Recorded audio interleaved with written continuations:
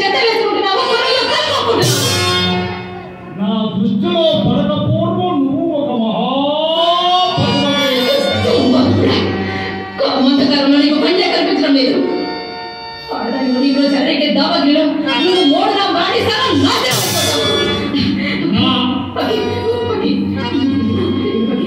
నేనే కనిగించి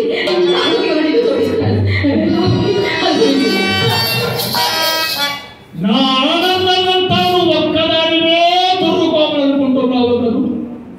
మనిషి మనుగడ తేనెటీగ ఒక్క పుష్పం మాధుర్యంతోనే సంతృప్తి పడుతుందా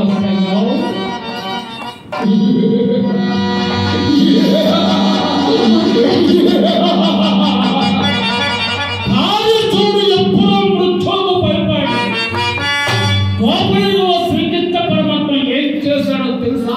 ఏం చేశాను? పెట్టినింట కాలు పెట్టకుండా ఇల్లు తిరిగి 16,000 మంది గోపురం సంతం చూపించాడు. అవునంటావా?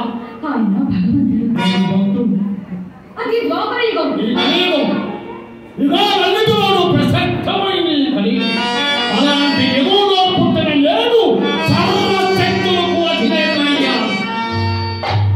అలాంటి నేలాంటి సీతాకోక జలకలు కనీసం 1600 మందినైనా పొందకుండా ఉంటే ఈ కలియుగానికి నా కను చూపమేరు